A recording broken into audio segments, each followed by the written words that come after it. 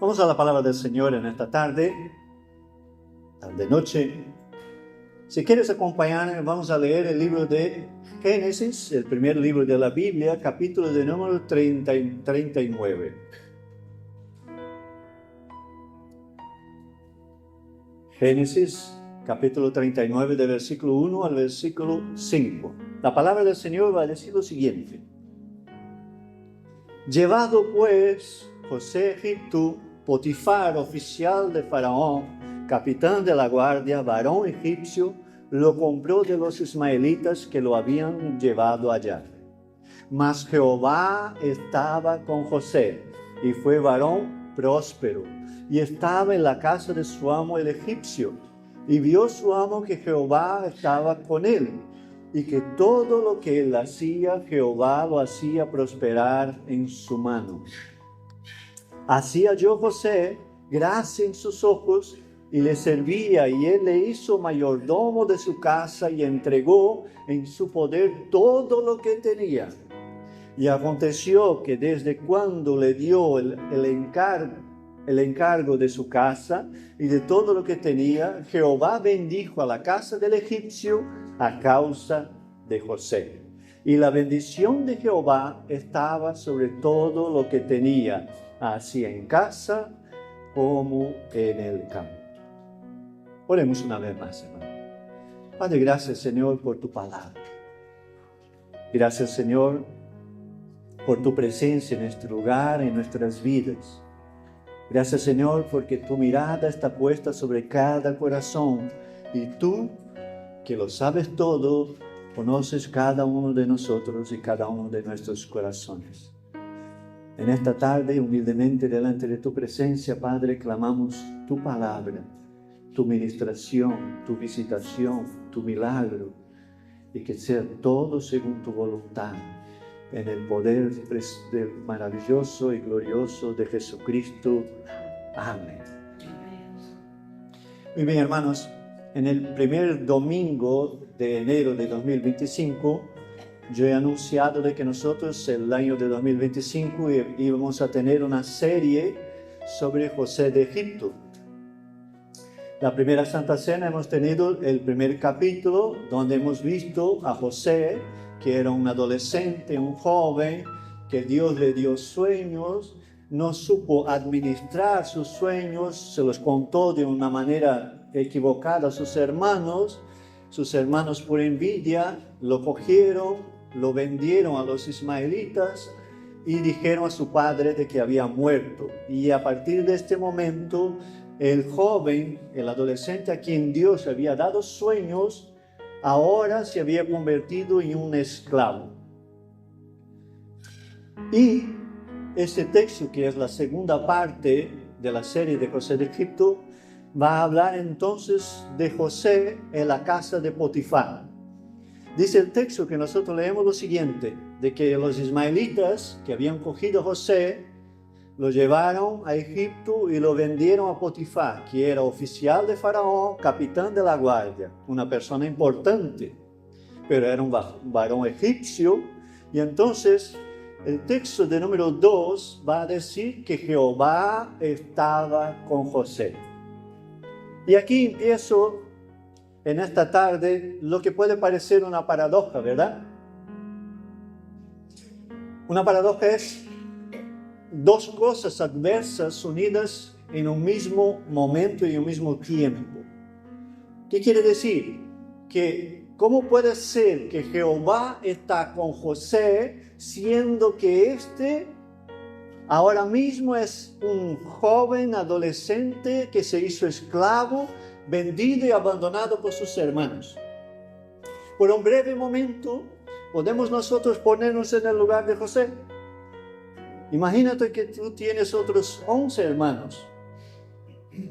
Más bien 10 de ellos han cogido, te han maltratado, te han vendido como esclavo simplemente por envidia o por cómo te has comportado o por un error que tú has cometido. Y resulta que ahora tú estás lejos de tu casa, lejos de tus padres, lejos de tu familia, de tu nación, sirviendo como esclavo en la casa de un de una persona que tú nunca has visto en tu vida. Y la Biblia en el versículo 2 dice que Jehová estaba con José. Pero a ver, dentro muchas veces de nuestro pensamiento, de nuestros días, diríamos, a ver, yo vendido como esclavo, abandonado por mi familia, lejos de mi casa, ¿Jehová está conmigo en esa situación? Diríamos, no, Jehová me ha dejado hace tiempo. Estoy yo solito en la tierra, viviendo como esclavo y abandonado. Pero resulta de que Dios había dado sueños a José y no en vano.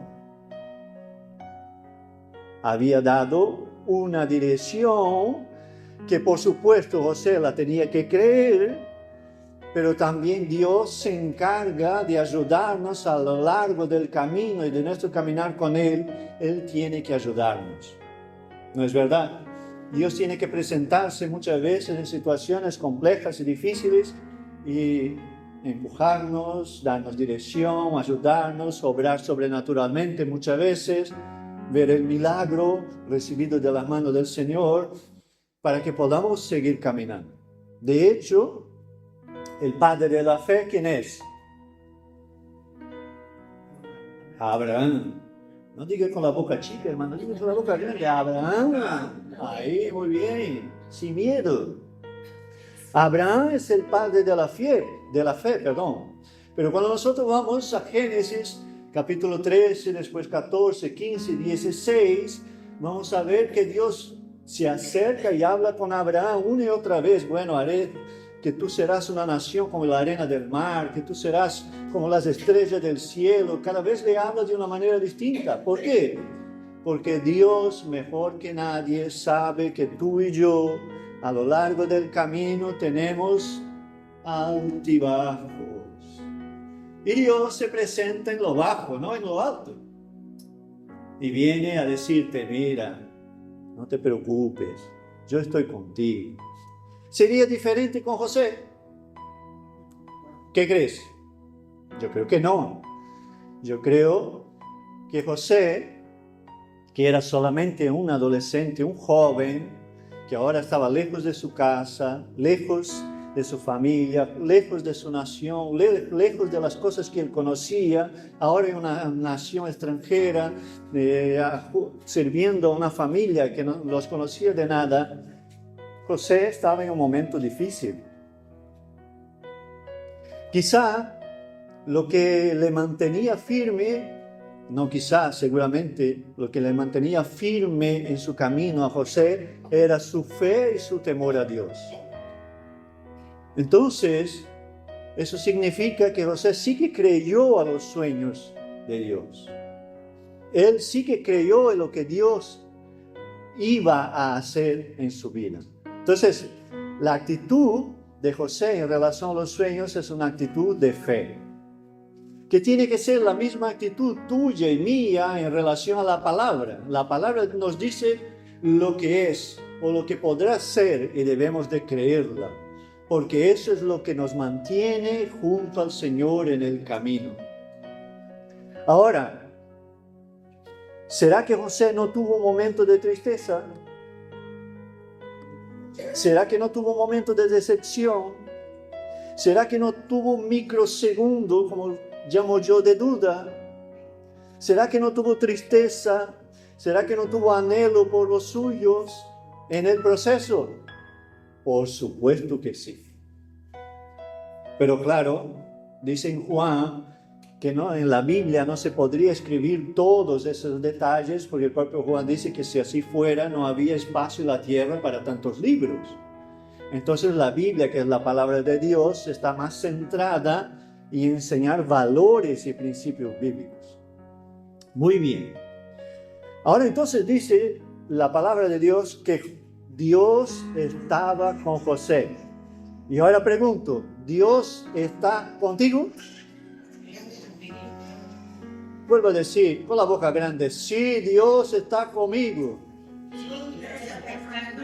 Ahí. A veces nosotros pensamos lo siguiente, bueno, vamos a ver, esa semana yo he metido la pata, yo he peleado con mi hijo, bueno, el Señor está a media conmigo, ahí. Tenemos esta tendencia de hacer una evaluación de que Dios está conmigo según lo que yo hago, o según cómo me comporto, según el grado de santidad o el nivel espiritual que yo viva. Quiero decirte una cosa, que Dios no se mueve de a tu lado, de cerca tuyo, de estar contigo, excepto que lo abandonemos si vayamos a una vida de pecado. Entonces Dios siempre está. Y eso es muy importante tenerlo presente, que Dios siempre está con nosotros. Sea que vamos bien, que vamos mal, claro, lo que Dios espera es que tú y yo avancemos, crezcamos, maduremos, aprendamos y vamos caminando en dirección a la vida eterna. Pero también sabe el Señor mejor que nadie que nosotros en el camino nos vamos a equivocar. Pero aquí me gustaría citar en este proceso algo importante de tener Dios presente en nuestra vida. Y es que en la historia de José, en los 13 capítulos de la Biblia que va de Génesis 37 a Génesis 50, cuando termina el libro de Génesis, no se encuentra en ningún momento una queja directa de José contra Dios por su situación. No la hay. Hay un determinado momento en que se queja con sus hermanos, ¿no? Y cuando los hermanos vienen a por alimento, por comida, pero con Dios no se quejó en ningún momento. A veces nosotros pensamos que debemos de adorar a Dios cuando nosotros entendemos las situaciones que estamos viviendo. Y yo quiero decirte que pocas veces van a ser las veces que vamos a adorar al Señor si solamente adoramos al Señor cuando entendemos lo que está pasando. Porque aquí José seguramente en parte no entendía lo que estaba pasando, pero él no se quejó. Todo lo contrario, él veía a Dios en todo lo que le rodeaba. Tanto es así que en ese texto y en ese capítulo se usa mucho una palabra y es próspero y prosperar.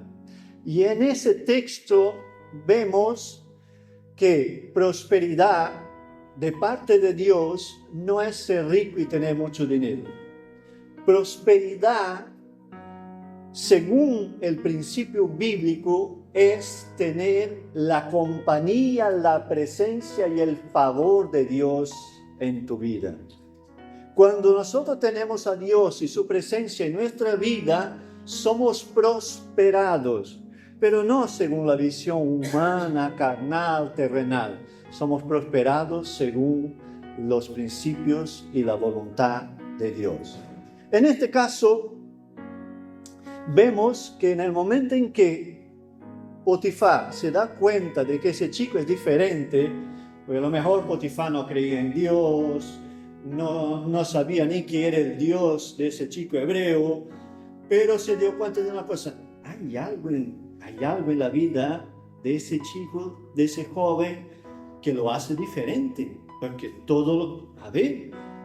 eso yo había entregado en la mano de otra persona y no funcionó, le entregué en sus manos y de repente estaba funcionando. Es que lo otro también, al final se dio cuenta Potifar y entregó toda la casa, todo el campo y todo lo que tenía en las manos de José.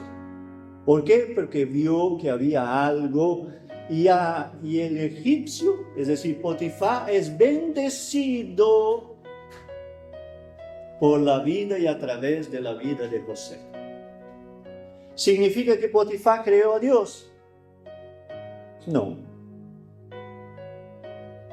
Entonces hago una pregunta. Yo en mi vida y a través de mi vida puedo bendecir a otras personas, aunque esas personas no se entreguen a Cristo. Algunos ya me estarán mirando y diciendo, ¿qué estás diciendo, pastor? Yo no estoy diciendo nada, estoy diciendo lo que dice la Biblia, que el egipcio y toda su casa fue bendecido por la vida, el temor, la conducta y la presencia de Dios en la vida de José. Seguramente hubo alguna oportunidad, la Biblia no lo habla, estoy aquí solamente haciendo una suposición, en que Potifar debe haberse acercado a José y le preguntó, mira José, ¿qué es lo que pasa en tu vida? Que todo lo que tú pones en la mano funciona. Y seguramente José diría, no soy yo, es el Dios a quien yo sirvo. ¿No es la misma situación para nuestras vidas? De que tengamos la presencia del Señor y la gente vea que hay presencia de Dios en nosotros y que venga y pregunte, mira fulanito, mira brasileño, tú que vienes de tan lejos aquí, ¿qué es lo que hay en tu vida? Porque es diferente. Pero claro, solo pueden ver que mi vida es diferente si realmente busco al Señor y si realmente estoy lleno de la presencia del Espíritu Santo del Señor, que es el caso de José. Bueno, entonces la cosa va bien en este momento.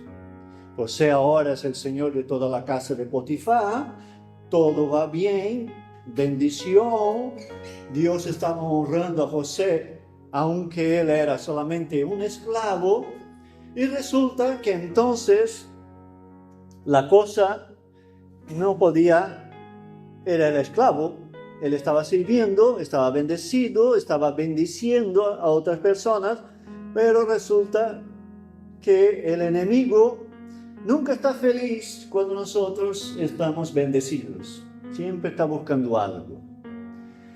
Génesis 39:6 va a decir lo siguiente: y dejó todo lo que tenía en manos de José, y con él no se preocupaba de cosa alguna, sino del pan que comía. Es decir, Potifar no se preocupaba con nada. Todo lo hacía José. Y era José de hermoso semblante y bella presencia. Porque era muy joven y era hermoso, dice la Biblia. Resulta entonces que el joven humillado, que había sido vendido como esclavo y que era guapo, ahora viene a una situación que quizá él no había vivido, pero que Dios había que trabajar en su vida y había que hacerle crecer y comprender. El diablo solo viene a matar o a hurtar, matar y destruir. Él no sabe hacer otra cosa. Génesis 39:7 va a decir lo siguiente: aconteció después de esto que la mujer de su amo puso sus ojos en él, en José. Mal asunto. Y dijo, duerme conmigo. Y él no quiso. Y dijo la mujer de su amo, he aquí que mi señor no se preocupa conmigo de lo que hay en la casa, y ha puesto en mi mano todo lo que tiene. No hay otro mayor que yo en esta casa. Ese es José hablando. Y ninguna cosa me ha sido reservada sino a ti, es decir, la esposa de Potifar, por cuanto tú eres su mujer. Y ahora viene una frase importantísima en este capítulo. ¿Cómo pues haría yo este gran mal y pecaría contra Potifar? Dice la palabra. No, dice contra Dios.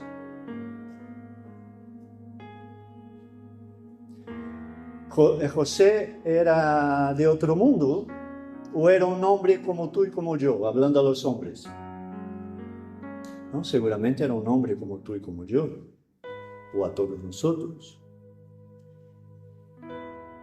Pero la Biblia dice en Corintios capítulo 10, versículo 13 lo siguiente: no os ha sobrevenido ninguna tentación que no sea humana, pero fiel es Dios, que no nos dejará ser tentados más de lo que podéis resistir, sino que dará también juntamente con la tentación la salida para que podáis soportar. Eso de que viene la tentación, ay, yo no puedo resistir. No, la Biblia no dice eso. Acabo de leerlo. Dice que nosotros somos probados hasta un nivel en que el mismo Dios nos da soporte para que salgamos. La tentación en sí misma no es pecado. La tentación en sí misma no es pecado. El pecado es ceder, es entrar por la tentación y pecar. Ese es el problema. La tentación es como un teléfono que suena, trin, trin, el móvil, trin, está ahí. El problema no es oír el sonido, el timbre del teléfono. El problema, ¿cuál es? Es cogerlo y decir, hello, estoy aquí. Porque todos nosotros, a mayor o menor medida, somos tentados principalmente en nuestras debilidades. Que para unos puede ser una cosa y para otros puede ser otra. Las debilidades no son iguales para todos. Cada uno tenemos las nuestras, ¿no? Ojalá no tuviéramos ninguna, pero cada uno tenemos nuestras debilidades. Pero hay una cosa muy importante en este texto que refleja cómo el joven, el adolescente, ahora ya había pasado algún tiempo y había aprendido cosas, había vivido cosas y ya también su intimidad con Dios fue creciendo. Y él dice lo siguiente, ¿cómo yo voy a hacer este grande mal y pecar contra Dios? La Biblia dice, y nosotros hemos visto otros domingos, que el temor del Señor es el principio de la sabiduría. El temor es la verja que nos hace andar en santidad. Porque lo que está diciendo José en este texto, en esa frase del versículo, es lo siguiente: yo, por el temor del Señor, no voy a hacer eso porque estaría muy mal y entristecería a mi Dios. No porque tenga yo miedo de Dios, sino porque soy tan agradecido y tengo tanto respeto y amor hacia Él que no podría hacer algo así en su contra. La mujer, por supuesto, no había entendido y no entendería lo que estaba diciendo José ni cómo se estaba comportando. Pero vemos que el joven adolescente inmaduro, un poco consentido que vimos en el 37, ya se había convertido en un hombre que había vivido ya unas cuantas cositas. Entonces tengamos presente una cosa, hermanos. La tentación puede venir a nuestras vidas. Lo que no podemos es coger el teléfono y decir, estoy aquí. No hay ningún problema en la tentación, porque el enemigo viene con las tentaciones. Y dice aquí que las tentaciones son humanas, ¿no? Carnales, terrenales, pero lo importante es mantenerse firme, como lo hizo José en esta situación. Bueno, él actuó con rectitud y fe. Para eso tiene que ser un hombre espiritual, porque un hombre carnal fácilmente caería. ¿Significa que uno es mejor que otro? No, significa que uno depende más de Dios que el otro. Dios ama a sus hijos dependientes. A Dios no le gusta la independencia. ¿Por qué no? ¿Dónde fue que ocurrió la primera independencia? En el jardín del Edén, ¿verdad? No. La primera independencia ocurrió en el propio cielo, cuando Satanás quiso ser Dios y ocupar el lugar de Dios y ser independiente. Es decir, yo aquí quiero mi propia vida y no necesito depender de Dios. La de Adán y Eva fue la segunda. ¿Por qué? Porque el que sabe verdaderamente lo que es mejor para mi vida y para tu vida es Dios, no yo, ni tú. A veces nosotros pensamos que lo que nosotros tenemos de pensamiento, de sueños, para nuestra propia vida es lo mejor. Pero muchas veces, la gran mayoría y casi siempre, no lo es. Por eso, depender de Dios es importantísimo. Bueno, seguimos con Génesis capítulo 39, va del versículo 10 al 17, no voy a leer. Es cuando entonces un día, voy a resumir, entra José a la casa para hacer sus tareas, la mujer de Potifar viene otra vez con lo mismo y él dice, no voy a hacer eso, me voy. Entonces ella toma del manto de José, lo coge, y cuando José sale corriendo, medio desnudo, ella dice, el hebreo que me ha... Y José entonces es acusado injustamente.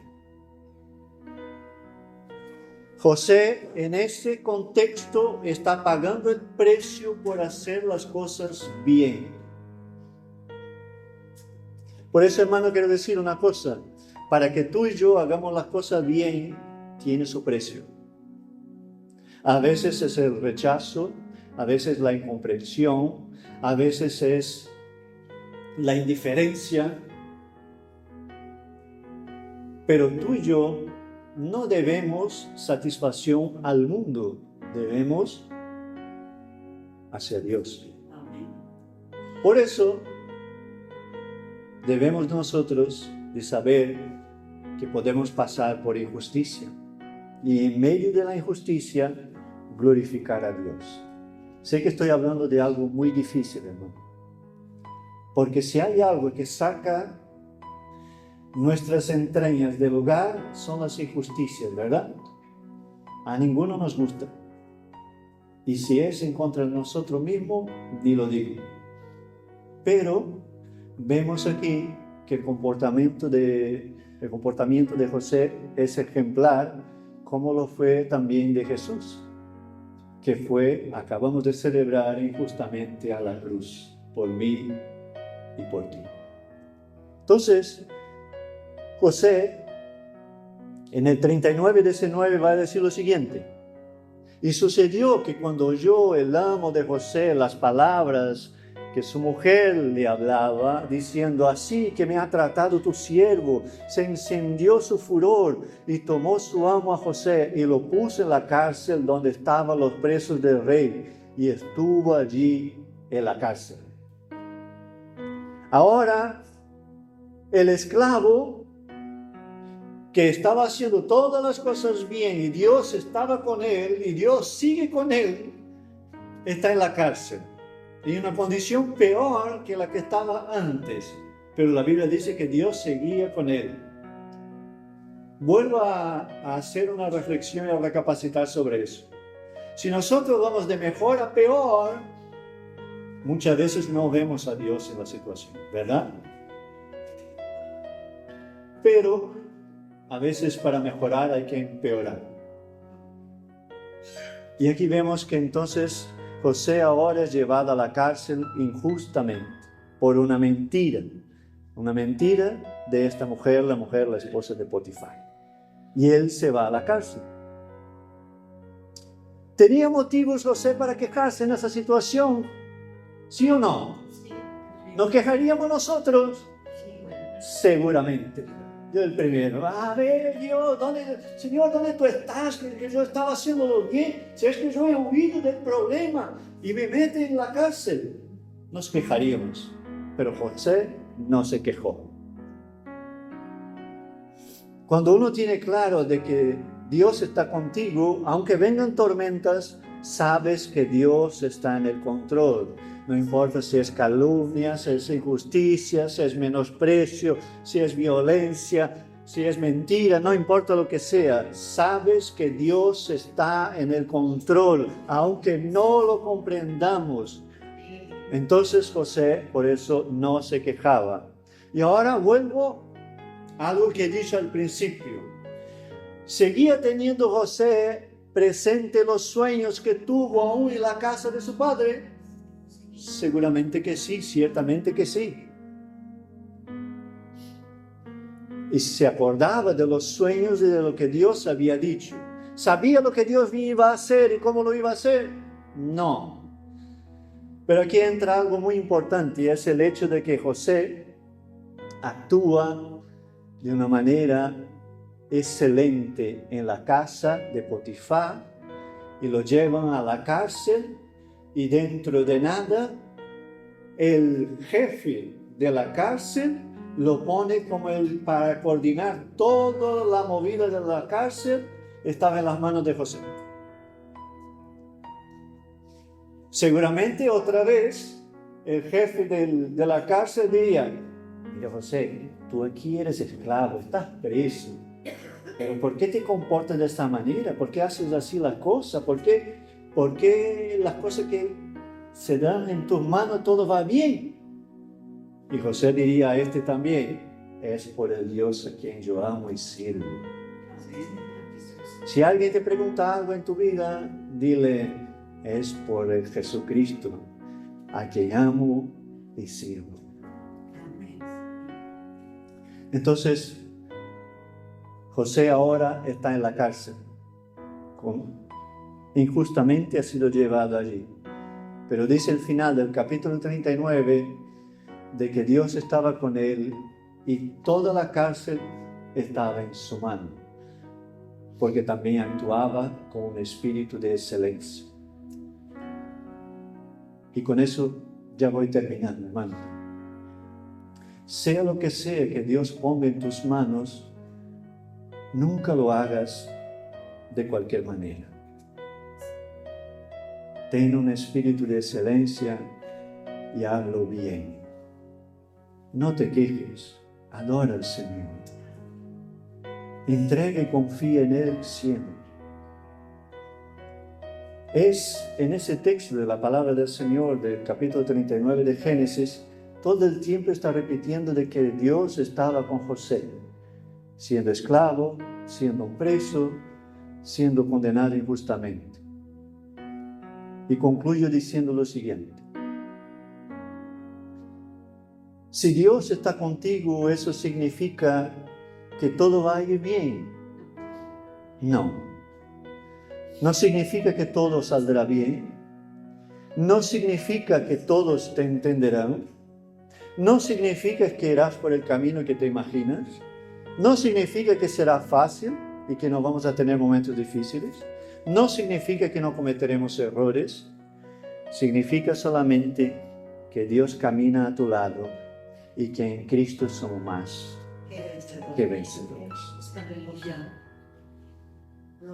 Ojalá podamos mirar a Cristo y ver en la figura de José el ejemplo de un hombre de fe que no se quejó, que venció la tentación, que sabía que Dios estaba con él y que confiaba plenamente en las promesas del Señor.